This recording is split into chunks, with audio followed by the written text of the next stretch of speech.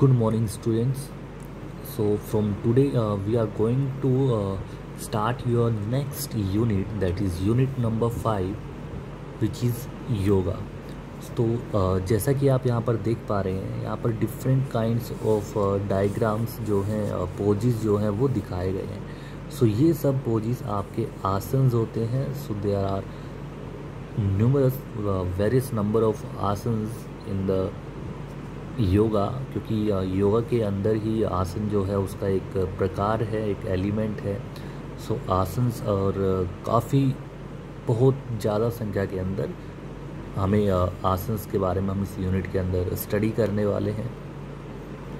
So let us take a look at the contents of the unit, क्योंकि इस unit के अंदर जो डिफरेंट कंटेंट्स रहेंगे आपके, उनके बारे में एक बार हम देखते हैं ध्यान से. सो फर्स्ट कंटेंट आपका रहने वाला है meaning and importance of yoga.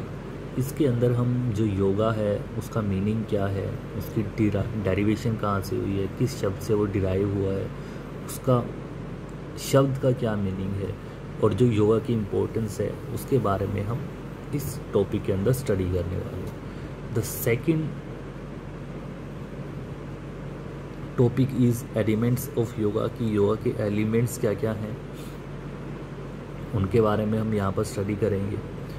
उसके बाद इंट्रोडक्शन आएगा आपका आसन्स के बारे में, कि आसन्स क्या होते हैं, उनका मीनिंग क्या होता है, और वो हमारे लिए कैसे बेनिफिशियल होते हैं. तो इन सब के बारे में हम इस टॉपिक के अंदर स्टडी करने वाले हैं. देन प्राणायाम अगेन, कि प्राणायाम का मीनिंग क्या है, वो हमारे लिए कैसे बेनिफिशियल है. देन मेडिटेशन एंड योगिक रियाज. तो इन सब के बारे में हम ब्रीफली इस यूनिट के अंदर स्टडी करने वाले हैं. The next topic is yoga for concentration and related asanas. मतलब भाई कंसंट्रेशन को इम्प्रूव करने के लिए जो योगा है वो कौन कौन से हैं, और उससे रिलेटेड आसन्स, कंसंट्रेशन को इम्प्रूव करने के रिगार्डिंग जो आसन्स हैं उनके बारे में हम इस यूनिट के अंदर स्टडी करने वाले हैं. और जो वो आपके आसन्स रहेंगे वो रहेंगे सुखासन, ताड़ासन, पद्मासन, शशांकासन, नौकासन, वृक्षासन एंड गरुड़ासन. तो ये सब आसन भी हम साथ में यहाँ पे स्टडी करने वाले हैं. और जो वृक्षासन है ये कहीं ना कहीं संस्कृत में वृक्ष जो शब्द है उससे आया है, जिसको हम इंग्लिश में ट्री पोज भी कहते हैं, मतलब पेड़ के जैसा पोज. और गरुड़ासन आपका ईगल पोज, ईगल मीन्स आपको पता ही है पक्षी होता है ईगल, तो eagle pose. The last topic going to be in your unit is relaxation techniques for improving concentration, that is Yoga निद्रा.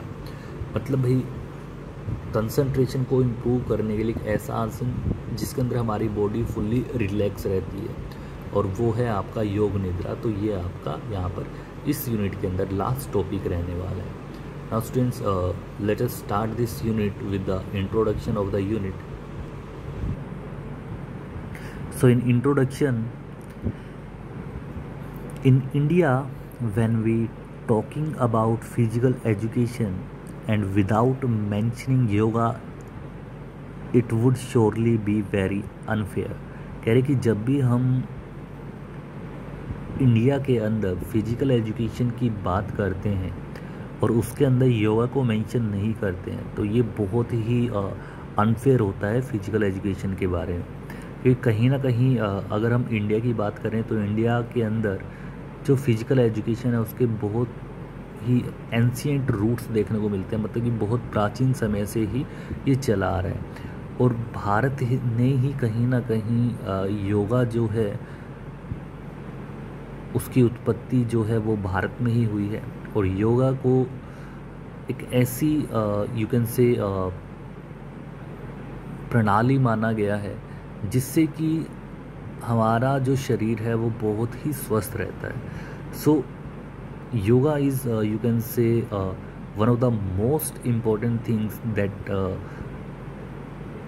Is derived in India. मतलब कि जिसको इंडिया के अंदर डिराइव किया गया है, जिसकी इंडिया में उत्पत्ति हुई है योगा, वो बहुत ही इम्पोर्टेंट थिंग है इंडिया के लिए. India is the birth place of yoga, from here it spread all around the world. कह रहे कि जो योगा है उसकी जो उत्पत्ति हुई है, जो उसका जन्म स्थान है वो भारत है, और यहीं से जो योगा है वो सारे विश्व के अंदर फैला है। It can be found in shastra and our epic like Ramayan and Mahabharat. कह रहे कि जो योगा है उसके बारे में अगर हम जानना चाहें कि योगा कितना पुराना है, कब से चला आ रहा है, तो जो हमारे शास्त्र हैं जैसे कि महाभारत और रामायण, तो उनके अंदर भी योगा के बारे में मतलब हमें पढ़ने को मिलता है। तो हमें वहाँ से हम ये अंदाज़ा लगा सकते हैं कि जो योगा है वो बहुत पुराने समय से हमारे जीवन का, या फिर कह सकते हो भारत का अहम हिस्सा रहा है। It is the oldest system of physical training present in current world.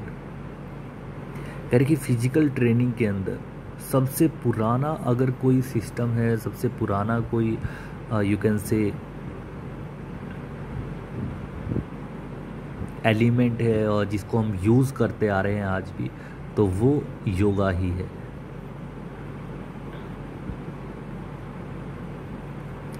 This chapter will tell you about the importance of yoga in today's modern world and how it plays an important in every life aspect। कह रहे कि इस chapter के अंदर, या फिर कह सकते हो कि ये जो चैप्टर है वो आपको ये बताने वाला है कि आज के जीवन में जो योगा है वो कितना अहमियत रखता है, और कैसे ये हमारी लाइफ को चेंज कर रहा है, और हमारी लाइफ के अंदर भी इसकी कितनी ज़्यादा इम्पोर्टेंस है। क्योंकि देखने में आ रहा है कि आज के समय में जो हमारा रहन सहन है, जो हमारा खान पान है, उसकी वजह से बहुत सी बीमारियां ऐसी हैं जो हमारे शरीर में आ गई हैं, और उनको दूर करने के लिए, और यू कैन से बीमारियां भी, अगर बीमारियां तो बाद की बात है, टेंशन जो है, स्ट्रेस, एंजाइटी, तो ये जो चीज़ें हैं इनको भी हम योगा के द्वारा दूर कर सकते हैं, और या फिर इन चीज़ों से हम योगा के अगर योगा करते हैं तो इन चीज़ों से हम दूर रह सकते हैं।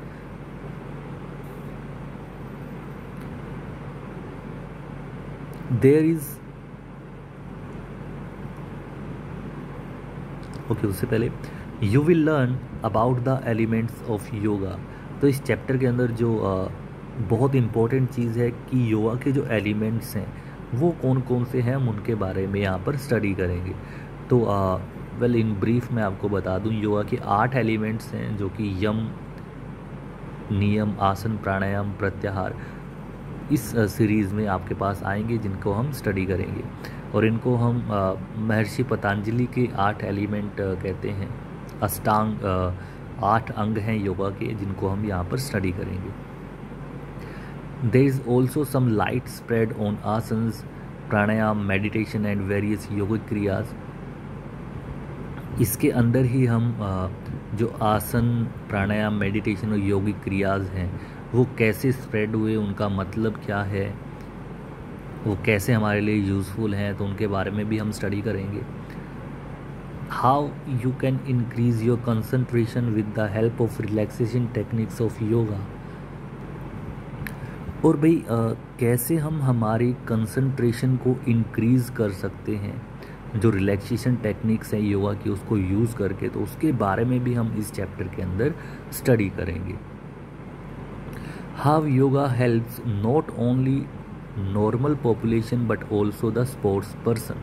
और जो बहुत इंपॉर्टेंट चीज़ है, क्योंकि फिजिकल एजुकेशन, देखिए हम फिजिकल एजुकेशन को स्टडी करें तो कहीं ना कहीं जो मेन पहलू आता है वो ये है कि स्पोर्ट्स के अंदर, या फिर कह लो कि जो खिलाड़ी हैं, स्पोर्ट्स पर्सन हैं, तो उनको क्या बेनिफिट मिलता है। तो हम ये भी यहाँ पर स्टडी करेंगे कि जो योगा है सिर्फ नॉर्मल इंसानों के लिए ही नहीं, जो कहीं ना कहीं स्पोर्ट्स पर्सन्स हैं उनको भी कैसे उनकी सहायता करता है, कैसे उनके लिए हेल्पफुल है, तो वो सब भी हम इस यूनिट के अंदर स्टडी करेंगे। सो स्टूडेंट्स, आज के लिए बस इतना ही, क्योंकि जो बाकी आपका यूनिट है उसको हम कल से स्टार्ट करने वाले हैं। सो today's homework for you will be कि आप इंटरनेट के थ्रू योगा के बारे में थोड़ा जानकारी प्राप्त कीजिए ताकि आपको इस यूनिट में कोई प्रॉब्लम ना हो। So that's all for today students. Thank you everyone, take care.